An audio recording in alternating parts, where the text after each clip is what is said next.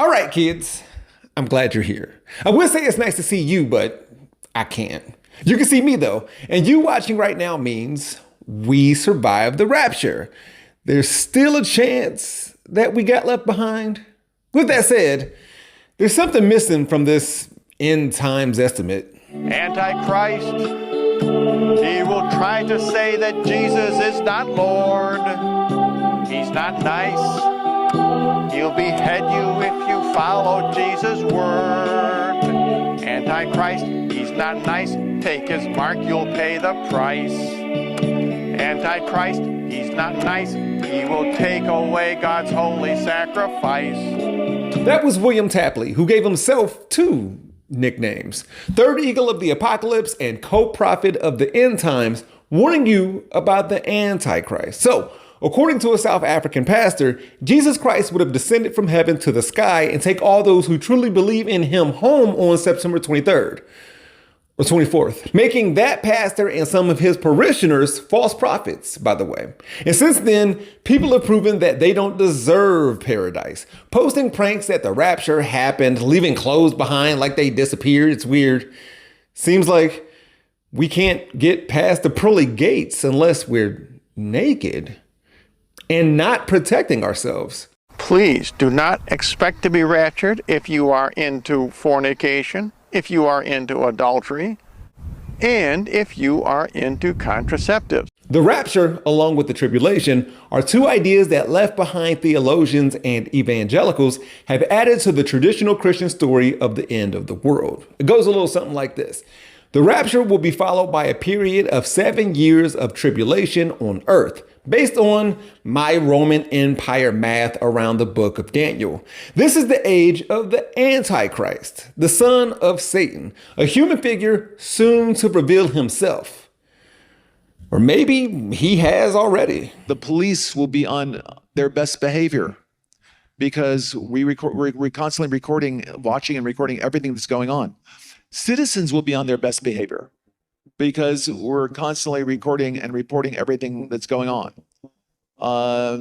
And it's unimpeachable. The cars have cameras on them. All right, I think we have a squad car here someplace. Larry Ellison, the world's wealthiest man, and who, in 1977, co-founded Software Development Labs and soon had a contract to build a database management system, which they called Oracle, for the CIA. Ellison stepped down from his role as Oracle CEO in 2014, but continues to serve as the company's executive chairman and chief technology officer. Well, Larry Ellison and Oracle are among U.S. investors who will hold an estimated 80% stake in a new U.S. company that will operate TikTok, which is what we're going to talk about today, with Chinese shareholders owning the remaining shares. Oracle will control user data at its facilities in Texas under the new company, whose board will primarily consist of Americans and one member designated by the U.S. government. We all agree that the man who will one day become the world's first trillionaire, who is a vocal supporter of the Israeli military and a close confidant of Prime Minister Benjamin Netanyahu, and who owns a Hawaiian island after making technology for the feds, is going to use TikTok to harvest personal data and suppress speech, right? More so than usual. It's for the sake of surveillance. And just like COVID, the 2008 housing market crash, and the Power Rangers, this will hit black people the hardest. What, you think because Zach, the Black Ranger, is on the team that the Mighty Morphin Power Rangers are something other than what they are? Get out of here. Symbolism is a thing. Who do you think the Putty Patrol represented? Anyways, we should have killed TikTok when we had the chance. I knew I should have killed you when I had the chance. I should have killed you when I had the chance. I should have killed you when I had the chance! Damn it, I should have killed you when I had a chance! Let's get started. As someone who has never had accounts on MySpace or Vine or Facebook and Snapchat for that matter, I don't really know what it's like when social media apps or video sharing sites start and then get hot. It isn't so much that I'm not an early adopter. I can be a never adopter. So when Musical.ly, which came to be called TikTok, came out, I thought it was this thing that Zoomers use to lip sync their favorite songs. Yeah, a couple of TikToks will creep over to my Twitter or Instagram feeds, but I didn't really know what time it was with that clock app until I saw videos like this. I saw a video this morning of people in Michigan protesting the stay-at-home order. Specifically, this woman caught my eye because of her insane roots. She's complaining she can't get them done, but that looks like a lot of growth for the duration of the stay-at-home. So I did some research. So then I did what any sane person would do. I grabbed a photo of her index finger, compared that to her roots, found out her roots are about 3/4 the size of that, or 81 millimeters, which also means that she started the stay-at-home with 2.7 inches of visible root, aka she has not got her hair done since October. Next thing you know, K-pop fans were flooding QAnon Twitter hashtags to silence conspiracy theorists in the name of anti-racism and activism, oftentimes with TikTok videos. Teens on TikTok reserved fake tickets for Trump's Tulsa rally. Congressmen and youth pastors were openly admitting that their algorithms were filled with teen girls dancing in swimsuits. Around that same time, Drewski and Keith Lee came up. Cabby Lame earned the most followed account. Still kind of weird that a black man who doesn't speak became so popular. We're expressive people, sure, but TikTok found ways to keep people silent about blackness. Anything black related is inappropriate content. But black can't say it. Let's take that out of the equation. Supporting white success. The same adjectives I was using to describe us on this app, it's allowed. It's allowed. White voices accepted, $500. Pro-white accepted, $500. But let me say pro-black, a threat.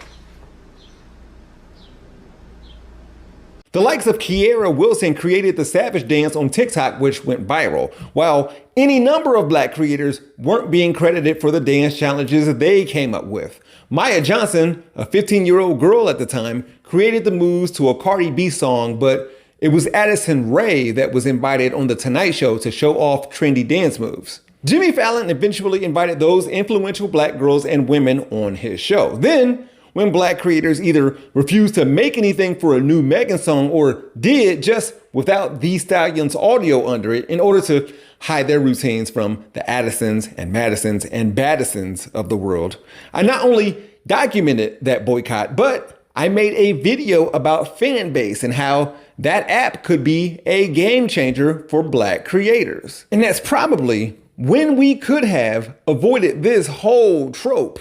I should have disposed of you when I had the chance. I should have broken your neck when I had the chance. You know, the thing about that is, I never even used the Fanbase app myself.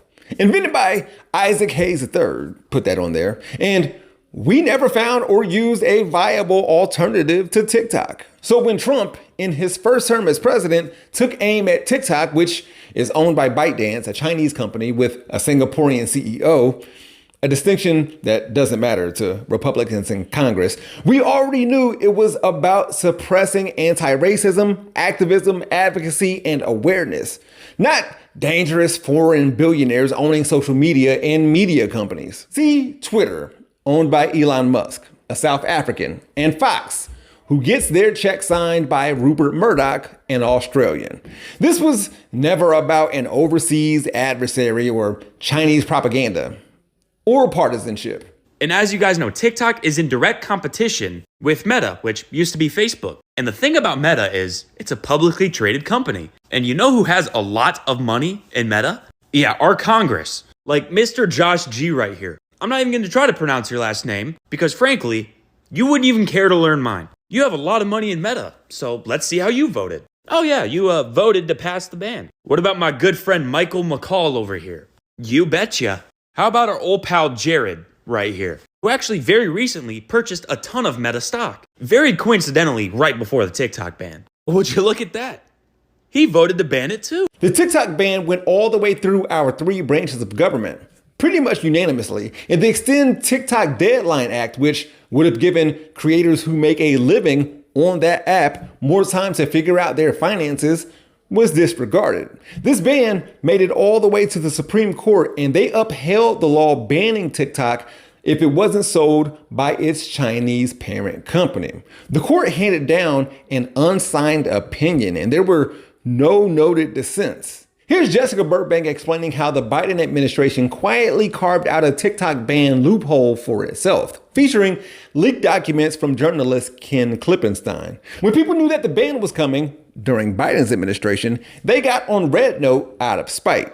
People learned Mandarin to gain a better understanding of how Chinese goods are made and how us Americans are getting robbed.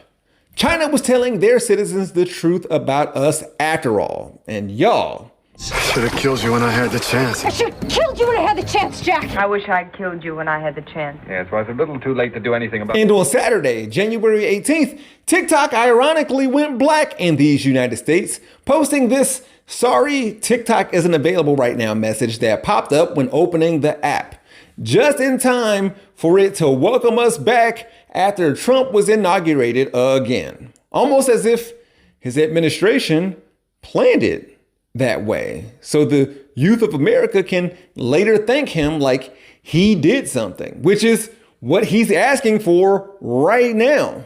Hey, good morning. Bassman here, one of Auntie Bev's nephews, and I've got the word of the day. And today's word is cockastocracy. Repeat after me. Cockastocracy. Say it again. Cockastocracy. Cockastocracy refers to a system of government run by the worst, least competent, least qualified, and most unscrupulous citizens. TikTok taught me that. Oracle, the US-based technology firm, will serve as TikTok's security provider for its American operations. Under the arrangement, TikTok's algorithm would move under the control of the new US joint venture. Oracle would be in charge of inspecting and monitoring the algorithm to make sure it's not used for any malicious purpose, an official said. White House Press Secretary Caroline Levitt said that the algorithm will be retrained. And do you know what that means? Do you even know where that's going to leave us? Hey, I just met you. This is crazy, but here's my number. Call me maybe. Let's look at those 4 phrases separately and see how God is revealing to us the name of the Antichrist. Evangelical Christian content and the Antichrist. Both. Did you think I would forget about this dude? I obey the rule of 3. I would rather China have my data over Larry Ellison. Last year, Oracle agreed to settle a class action lawsuit over allegations that it tracked consumer activity both on and offline. The suit alleged that Oracle captured, compiled, and sold individuals' data to third parties without their consent. Oracle maintains its practices were lawful, that it disclosed its activities, and it admitted no wrongdoing. However, if you browsed the web, used geolocation services, or made in-store purchases electronically during the 6-year period addressed in the settlement, you may have been eligible for compensation. And before I continue, what is it with billionaires owning major media companies? You give me $1 billion and I am fucking on a yacht every day. My ass is not about to be on Joe Rogan talking about the feminization of the workplace. You give me $1 billion, it's gas tank on E, all drinks on me. Every bar I walk into, I'm buying the bar for everybody in there. I'm not about to be in no Twitter space trying to get crypto bros to like me. You did it. You won. You beat capitalism, bro. According to the Christian Broadcasting Network, Donald Trump, Elon Musk, King Charles III, and Emmanuel Macron are the 4 men most cited in online searches about the Antichrist. And Larry Ellison can probably see all of that. The Antichrist must be male, as scripture constantly uses masculine pronouns to describe him. And here are the 4 things we might want to look out for. First, his emergence as a charismatic world leader with exceptional intelligence and persuasive speaking ability. Second, the Antichrist will play an initial role as a peacemaker, particularly regarding Israel. Third, he will possess some connection to the former Roman Empire. And fourth, he will have a notable rise from relative obscurity to power. Meanwhile, Peter Thiel is currently giving lectures about the Antichrist. Wouldn't that be the irony of history would be that the man publicly worrying about the Antichrist accidentally hastens his or her arrival? There are all these different scenario. I obviously don't think that that's what I'm doing. I mean, to be clear, I don't think that's what you're doing either. I'm just interested in how you get to a world willing to submit to permanent authoritarian rule. Does any of this make Larry Ellison or Peter Thiel, for that matter, the Antichrist? Probably not. Look into it though. Larry Ellison may very well be the most powerful man in America. His son David is CEO of Skydance Media, which merged with Paramount. They're going after Warner Bros. Discovery. That will be a lot of companies, TV channels, news organizations, and media under one umbrella. He's shielded by Trump, but this is Larry Ellison's reign. As for TikTok, yes, again, we should have killed it when we had the chance. Obviously, it's been resurrected before, and even if it died a slow death in the future, like other apps did in the past, we left it on life support by not taking our talents elsewhere.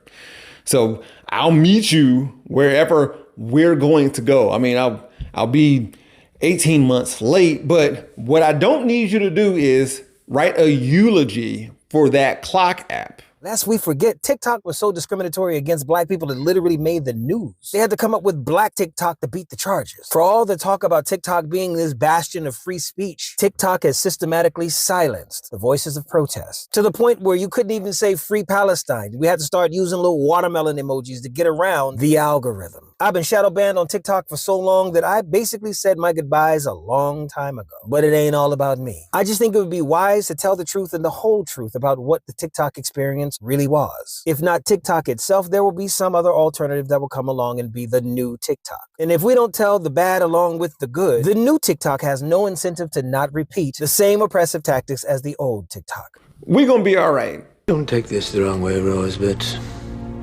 I probably should have killed you. I should have killed you. I should have killed you. I should have killed you. I should have killed you. I should have killed you.